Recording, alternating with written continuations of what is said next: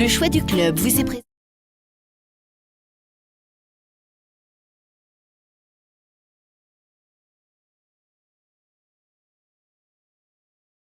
Le choix du club vous est présenté avec le concours d'Orpi. Orpi, 1250 agences immobilières partout en France, rien que pour vous. Orpi.com. Radio J. Le Club Imo Radio J, Marc Ezrati. Bonjour à toutes, bonjour à toutes et bienvenue sur Radio J dans le Club Imo. Aujourd'hui, nous allons parler d'un sujet qui passionne autant qu'il inquiète, l'investissement locatif. Alors que de nombreux propriétaires quittent le marché, que certains dénoncent une fiscalité trop lourde et que les relations entre bailleurs et locataires semblent parfois se durcir, deux investisseurs défendent une vision radicalement différente. Le titre de leur livre résume à lui seul leur philosophie. J'adore mes locataires. Parti de revenus modestes sans héritage, ni fortune tombée du ciel, ni fortune familiale. Ils expliquent dans cet ouvrage comment ils ont progressivement constitué un patrimoine de près de 100 biens immobiliers. Pour en parler, j'ai un de ces deux auteurs. J'ai le plaisir d'accueillir avec moi Julien Muller. Il est cofondateur d'Imorenta et co-auteur de ce livre qui est paru. Il paraît chez quel éditeur votre... Chez Jigji, hein, c'est ouais, ça. Chez notre ami Clément. C'est ça, exactement. Voilà. Bonjour à vous. Bonjour. Merci de m'accompagner aujourd'hui dans cette grande émission qu'est le Club Imo et qui déjà merci de m'avoir invité. Pratiquement en fin de saison. Et du coup, c'était l'occasion pour moi de pouvoir vous recevoir, d'autant que votre livre J'adore mes locataires est aussi sélectionné dans le cadre des Grands Prix du livre immobilier 2026 qui seront remis le 2 novembre prochain à Paris. Alors, dans un contexte où beaucoup de propriétaires vendent leurs biens, pourquoi continuez-vous à croire autant à l'immobilier locatif ? Pourquoi ? Parce que pour moi, ça reste encore le meilleur ascenseur social en France, en fait. On a une chance de fou, en fait, en France, c'est que tu peux te faire financer à 110%. C'est-à-dire, sans mettre un seul euro de ta poche, tu peux le faire financer. Alors, bien sûr, je ne parle pas de la région parisienne. Hein. Moi, je parle en province, bien sûr. Région parisienne, Lyon, Marseille, Lille, Paris, on oublie. Paris, Lille, Marseille, Toulouse, Lyon... Ça, on oublie. Par contre, c'est pas là où est concentrée la plus grosse partie de la population. En fait, tu as des gens qui vivent partout en France, quoi. Ouais.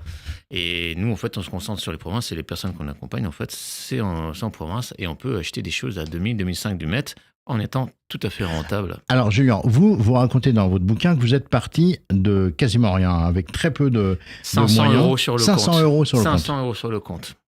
Ah ouais, c'était le point de départ. Mais alors, attendez, 500 euros, mais on fait quoi avec 500 euros ? Pas grand-chose. Franchement, pas grand-chose. C'est vite mangé. En fait, j'avais que 500 euros, mais par contre, j'avais le savoir. J'ai été banquier, moi, pendant 4 ans avant. D'accord. Et donc, je savais monter des dossiers bancaires pour me faire financer à 110%. Et après, j'étais inspecteur des impôts pendant plusieurs années aussi. Ah, vous êtes parti dans un centre des impôts pour... Ouais, dans le ministère. Ouais, en fait, moi, j'avais besoin de savoir comment on fait pour lever de l'argent. Donc, tu vas en banque, tu vas dans le système. Ouais. Voilà. Une fois que tu sais. Une fois qu'on est dans le système. Tu dis, bon, maintenant, je vais passer à l'action. De l'autre côté. Mais là, tu as peur des impôts. Tu dis, bon, comment je fais ? Il faut que la fiscalité, sinon je vais me faire abraser de partout. Et je veux un système pérenne qui dure dans le temps, quoi. Et mes choix, d'ailleurs, ça va se confirmer. C'est que je vais au centre, dans le cœur du système. Et donc, je deviens inspecteur des impôts. Et donc là, j'apprends tous les rouages de la fiscalité. Donc là, vous passez le concours. C'est ça, je suis pris et tout, etc. Tout va bien. Ouais. Et puis, là, c'est là que je commence à... Ils sont contents, en plus, parce qu'ils ont besoin, quand même, à l'époque, ils avaient pas, il y a quelques années... Ils recrutaient un petit peu plus. Ah oui, à l'époque, il fallait renouveler aussi. Voilà, une population d'inspecteurs. C'est ça, voilà, on va être gentil dans les termes, quoi.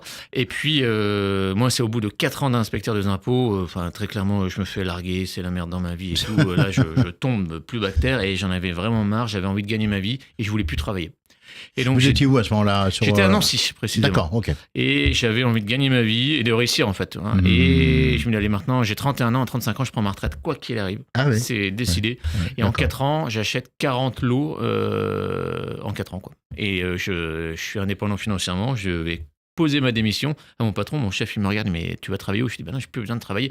Je vois qu'il ne comprend pas. Je dis, non, j'ai plus besoin de travailler, je suis indépendant financièrement. J'ai 40 sources de revenus différentes. Donc, j'ai pas besoin, quoi. On parle de lot, on parle... d'appartement. D'appartement, hein, oui. Ouais, d'appartement, pas de place de parking. Oui, voilà, pas de... Non, place de parking, ça te rapporte que dalle. Il y a des trucs bon coup, mais c'est pas fou, quoi. Vous pouvez diviser par 4 pour faire des motos, hein, si vous voulez. Ouais, mais ça, c'est à Paris. Moi, je suis de province, et voilà, quoi. On peut rentabiliser une place de parking.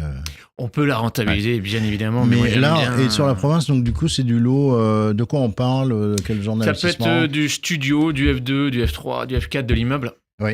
De l'immeuble, et j'aime bien les immeubles parce qu'en fait, tu fais le travail qu'une fois pour 5, 6, 10 lots. Toi. Pour 10 lots, ouais. Et parce que le travail est le même. La recherche, l'appel, la négociation, aller chercher le financement. Et mettre les locataires, le boulot est le même, donc autant multiplier. Mais bon, au début, tu dois faire tes armes. T'es un peu stressé, quoi. À quel moment est-ce que vous avez compris que l'immobilier pouvait devenir un vrai projet de vie? En fait, j'ai compris où je pouvais m'enrichir sans travailler plus. C'est-à-dire qu'en fait, la capitalisation, l'amortissement du capital passe par le salaire d'un autre. C'est-à-dire que toi, tu mets un bien et tu as quelqu'un d'autre qui vient payer ça. Et c'est totalement décorrélé de ton temps. Et là, j'ai compris que pour réussir à monter au niveau des finances, il faut absolument décorréler son temps du gain d'argent. Et que ça soit une machine qui soit en place, donc la mise en place d'un actif. Et quand tu vois qu'un actif, c'est l'immobilier ou la bourse, là, tu sais que tu as un actif ou une marque. Est-ce qu'on peut réellement aujourd'hui investir quand on n'a ni patrimoine, ni gros salaire, ni réseau? Clairement, oui. Par contre, il y a du boulot quand même. C'est simple à comprendre, mais c'est pas facile. Pas facile parce que tous les jours, il faut faire.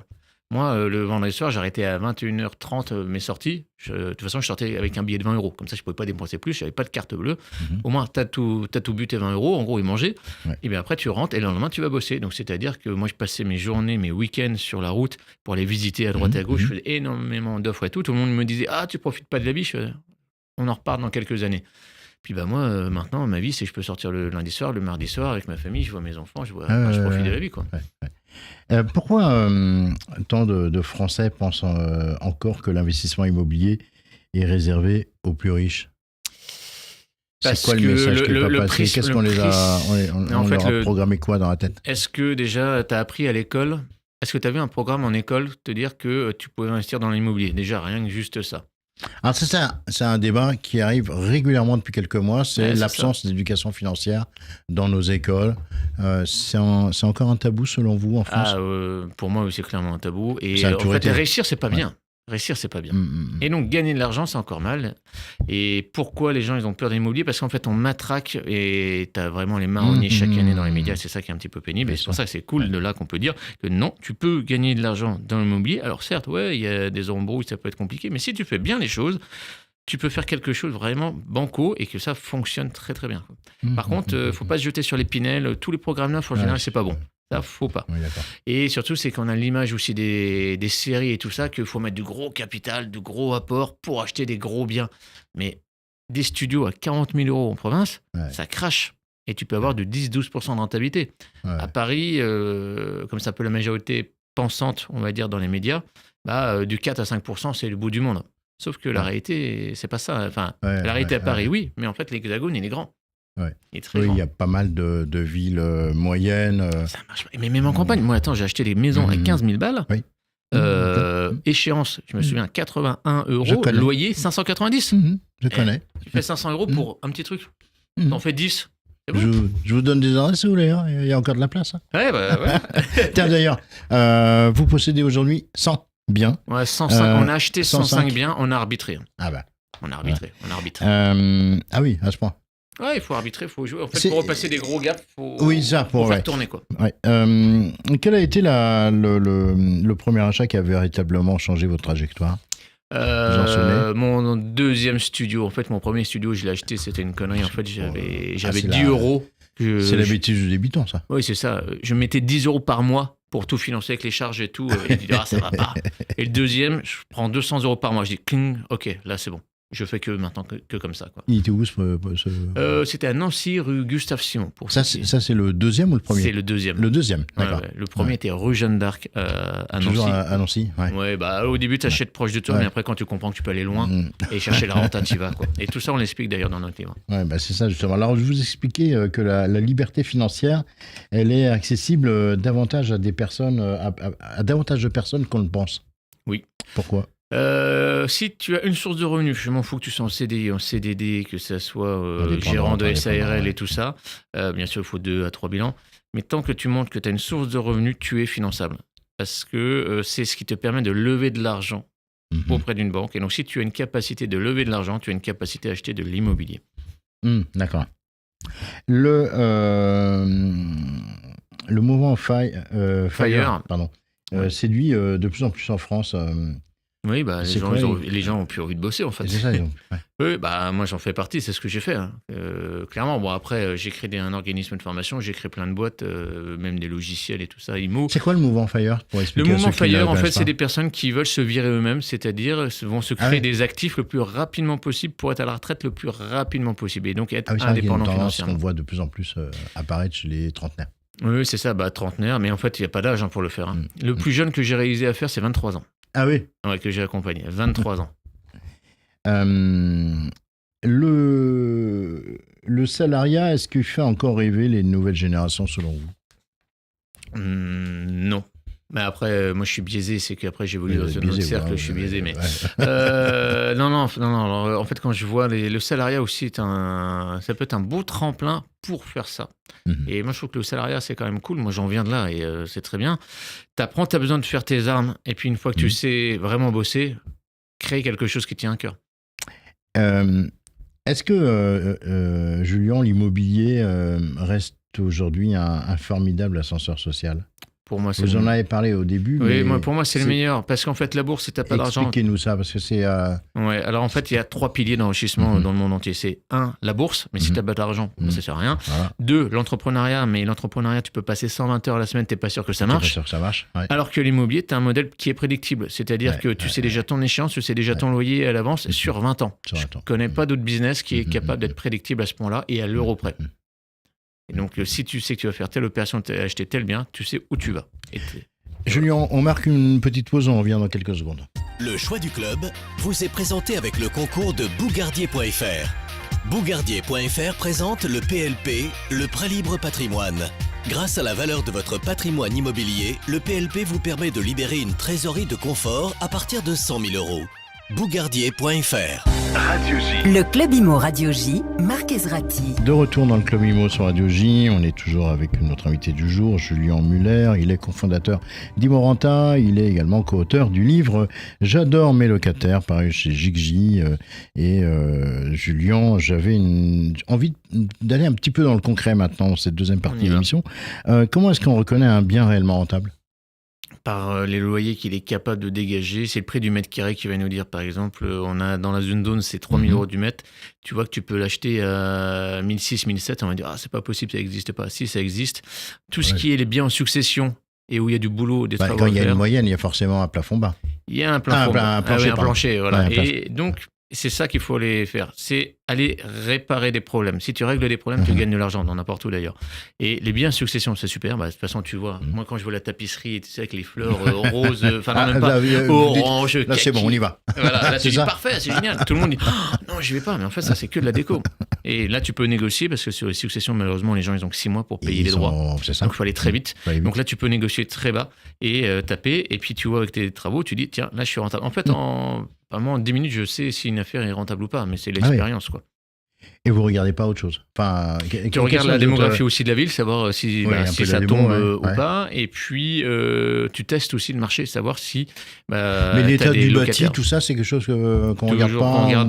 On regarde les problèmes de structure. Si tu as... Mérule, tu n'y vas pas. Si tu as un problème de structure... ça dépend. Si c'est des fissures verticales, pas de problème. Des fissures horizontales, pas bon. C'est pas bon. Parce que ça veut dire que l'immeuble s'affaisse. Il s'affaisse. Et là, il ne faut pas y aller. Quoi. Voilà. Quelle est la première chose que vous regardez lors d'une visite, au-delà de ces... Moi, ce que je vais faire, c'est que je marche toujours. Je vais faire la technique des 500 mètres en bagnole. C'est que je me gare loin et puis je marche jusque là pour voir le quartier, savoir si toi c'est familial, des choses comme ça, que ça craint pas, tu te sens à l'aise, tu te sens bien. Je me mets toujours sur le trottoir d'en face. Je vais regarder la toiture, je vais regarder la gueule de la façade, les gens qui passent, si c'est bruyant et tout ça. Juste déjà de l'atmosphère. Si j'ai le temps, je vais prendre un petit café dans le coin et comme ça parler un peu avec les gens et tout, juste pour prendre quelques infos, tu vois.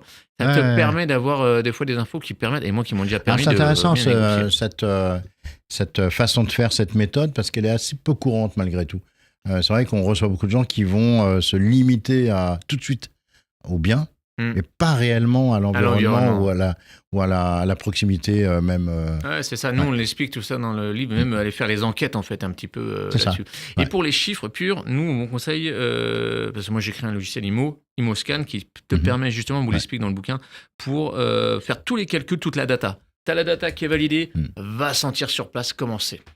Et si tu vois que toi, tu as envie d'y vivre, vas-y. Et vous qui avez été aux impôts, les données qu'on trouve maintenant sur le site des impôts, c'est un bon... ouais, c'est bien. C'est bel outil. Il faut les utiliser. Il faut les utiliser, ouais. Pour moi, si tu n'as pas d'informations, tu ne sais pas où tu vas. C'est comme un marin, il n'a pas de carte, il fait comment Est-ce que les bonnes affaires, elles existent toujours en 2026 ? Toujours. Et elles existeront aussi en 2027, 2028, 2029, etc. Il y aura toujours des bonnes affaires. Toujours, parce que c'est des cycles, des gens sont dans des cycles et tout. Ça se trouve, j'aurai 90 ans, je pense que j'en aurai ras-le-bol de l'immobilier, je voudrais le solder. Donc, je le baisserai. Ça va. Il faut aller voir aussi ces gens-là. Comment négocier efficacement lorsqu'on débute ? Déjà, prenez votre téléphone, parlez avec la personne et demandez-lui c'est quoi son prix de réserve. À quel prix déjà il veut pas. Mais ne prononcez jamais de chiffre, vous. Jamais. Le premier qui annonce un chiffre a perdu. Oui, parce que déjà, tu te mets dans le tunnel. Ouais. Et toi, t'attends. Faut jamais annoncer de chiffre. Les banques, est-ce qu'elles financent encore facilement les investisseurs ? Oui, mais pas la région parisienne. La région parisienne, la région lyonnaise et bordelaise, les banquiers sont... Non, mais en fait, c'est des petits enfants gâtés. Et en fait, ils aiment bien placer l'argent et ils font pas leur métier de banquier, c'est-à-dire prêter pour faire des investissements et tout ça. Et les banques, vraiment, en province, sont bien meilleures pour financer. Oui, ça, je l'imagine. C'est une évidence, c'est simple. Vous avez des endroits comme ça où vous conseillez en ce moment de faire un investissement, des territoires Alors, moi, j'aime bien... effectivement, il y a la Lorraine qui est pas mal en ce moment. Je n'irai pas sur la diagonale du vide. J'aime bien le triangle entre Lyon, Valence et Saint-Étienne qui est pas mal du tout. On va vers Nantua et tout ça, c'est pas mal. On va dans les terres derrière la Côte d'Azur, à 30 km de la Côte d'Azur, c'est très, très bien. C'est pas mal, oui. Aux alentours de Toulouse, 50 km extérieur à Toulouse, vous pouvez y aller à fond. Pau, Tarbes, ça marche très bien. Si on se rapproche de la côte basque, on n'y va pas, à 30 km des terres, max. Bassin d'Arcachon, on ne s'approche pas, mais tout ce qu'il y a vers Sainte, la Franche, je la connais par cœur. Là, tu peux y aller. Je connais. Tu montes. Charente-Maritime. Voilà, Charente-Maritime, exactement. Voilà. Aux alentours de Caen, tu peux y aller. Tout ce qui est Deauville, c'est mort parce que ça coûte trop cher à Deauville. Un peu cher, même s'il y a des beaux triathlons qui se font et tout. Il y a Bec-sur-Mer, mais trop cher aussi. Un petit peu la côte d'Albâtre, un petit peu plus haut. Pas trop sur la côte. Il faut un peu aller dans les terres. Saint-Valéry sur Courrier, un petit peu en dessous. Ouais, c'est ça. Dieppe, un petit peu en dessous. Exactement. Tu as vers Béthune et pas Béthune même. Alors Béthune, c'est beaucoup plus haut. Entre les deux, vous avez la baie de Somme. J'essaye de faire un petit tour de la France pour qu'il y en ait pour oui, tout le monde. mais là, vous avez fait un grand raccourci. Vous êtes passé j'essaye, mais les gens feront sur pause pour dire attends, qu'il a dit quoi. Et voilà, vers Valenciennes, et là, tu as une belle terre là. J'irai pas dans les Ardennes parce que c'est trop pauvre. Vraiment trop pauvre. Ouais, mais c'est trop dur. Charleville-Mézières. Il y a juste Charleville-Mézières. C'est quand même une très chouette ville. C'est une très belle ville, mais après, il faut que ça soit rentable, il faut que ça paye. Absolument. Parce que plus le taux de rentabilité est élevé. De la Belgique, là-bas, quand même, à Charleville. Oui, mais il faut regarder le taux aussi moyen de salaire. C'est un des plus pauvres de France, malheureusement. Tu vas à Sedan, c'est compliqué. Oui. Les gens de Sedan sont cool, je les connais. J'ai vécu moins 1 an dans les Ardennes, mais c'est dur. Et vous n'avez pas cité ma région d'adoption le Pas-de-Calais, la baie de Somme. Si, j'ai dit pas vers Béthune, j'ai dit vers Valenciennes et tout ça aussi. Allez, la côte, j'ai dit 30 km. Et j'ai dit 30 km des côtes, c'est bien. Et aussi, c'est dans la région nantaise, on a La Roche-sur-Yon, donc on est beaucoup plus bas. Après, on pourrait en parler des heures, et sud de Paris, super bien aussi. Est-ce qu'on peut, Julien, encore emprunter à 10% ou davantage ? 110%. C'est 110%. 110%, pardon. 110%, donc c'est emprunté avec le prix du bien, frais de notaire, frais d'agence et les travaux. Oui, on peut. Par contre, il faut apporter. En fait, la règle est tout simple. Tu as un appartement qui vaut 100 000 euros. Tu l'achètes 100 000. Tu as les frais de notaire à 8%. La banque va dire tu mets les frais de notaire, puisque moi, le bien, ma garantie, c'est 100 000, puisque le bien vaut 100 000. Le but, c'est d'acheter en dessous du prix du marché. Donc, tu l'achètes à 80 000, valeur 100 000. Tu rajoutes des frais de notaire, ça va être 6 400 environ. Tu as une réserve de 13 600 sur ta valeur de l'hypothèque. Le banquier va dire ok, c'est bon, on peut y aller dans ce cas-là. Parce que lui, il juge un risque. Donc si tu es en dessous, c'est bon. Mais si tu es au-dessus, il va non, je vais pas te prêter un truc où je suis pas couvert. Alors, vous insistez beaucoup également sur le choix des locataires. Ah oui, déterminant pour une belle vie. Moi, je ne prends et je... Vous prenez que des fonctionnaires, c'est ça que vous allez me dire. Non. Mais...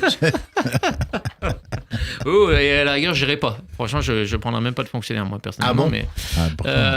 Non, sinon ça va être... Non, je plaisante. Non, le truc, c'est que je prends des gens qui travaillent. Donc, avec un respect de la propriété privée, ils savent ce que c'est de gagner de l'argent. Et donc, ils le respectent mieux, ils respectent mieux. Et surtout, c'est qu'ils ne restent pas en permanence dans les immeubles. Et donc, ils n'ont pas le temps de se prendre la tête avec les gens parce que c'est des gens qui travaillent. Et donc, qui avancent et qui ont des projets. Alors que les personnes qui ne travaillent pas, qui sont que aux allocations familiales et tout, c'est le bordel. Alors, je suis désolé, c'est pas du tout politiquement correct, mais c'est la vérité. Et quelles sont les erreurs les plus fréquentes commises par les propriétaires croire son banquier. Déjà croire son banquier que c'est bon, t'as vu ton banquier, c'est bon, monsieur, ça va passer tout. En fait, pendant 3 semaines, un mois et demi, il te balade, en fait, il se passe rien. Donc, ne jamais croire une parole de banquier. En étant ex-banquier, je peux vraiment vous l'affirmer. Deuxièmement, prendre le premier locataire venu parce que vous stressez. Ne prenez pas le premier, enquêtez sur les gars, regardez les fiches, appelez même l'employeur et tout ça parce qu'ils peuvent tricher aussi sur le numéro de téléphone et les fiches de salaire, ça existe. Ça existe, donc exactement. Vous faites aussi votre enquête. C'est 10 minutes de boulot, mais par contre, c'est 2 à 3 ans de sérénité. Allez, une dernière question. Qu'est-ce qui fait vraiment la réussite d'un investissement immobilier ? Qu'est-ce qui fait vraiment la réussite d'un investissement immobilier ? Déjà, ça va être la réplication de votre processus. Vous achetez, vous rénovez, vous mettez en place... Hop, locataire, les loyers tombent, boum, vous en achetez un deuxième, un troisième, un quatrième, et vous continuez. Par contre, vous regardez toujours la rentabilité et la sûreté d'être payé. Et le recouvrement, vous prenez Visal ou les GLI, les garanties de loyer à payer. Comme ça, le recouvrement n'est pas de votre problème. C'est juste un emmerdement, mais vous dormez bien parce que vous allez être payé. Merci beaucoup, Julien Muller, pour votre clarté dans vos propos. C'est très clair, c'est très cash. Et moi, j'aime bien ça. Donc, merci. Revenez quand vous voulez. On rappelle que vous êtes cofondateur d'Imorenta, que vous êtes également co-auteur du livre J'aime mes locataires, paru chez Gigi. Voilà. Et puis, quant à moi, je vous retrouve demain à 16h05, comme d'habitude sur Radio J. Le choix du club vous a été présenté avec le concours de Bougardier.fr. Besoin de trésorerie ? Faites appel à un professionnel. La référence du crédit hypothécaire, c'est Bougardier. Bougardier.fr. Un crédit vous engage et doit être remboursé. Vérifiez vos capacités de remboursement avant de vous engager. Le choix du club vous a été présenté avec le concours d'Orpi. Avec le mandat Orpi Max, vendez votre bien en toute liberté. Un maximum de services et sans engagement. Orpi.com. Orpi, l'esprit coopératif, ça change l'immobilier.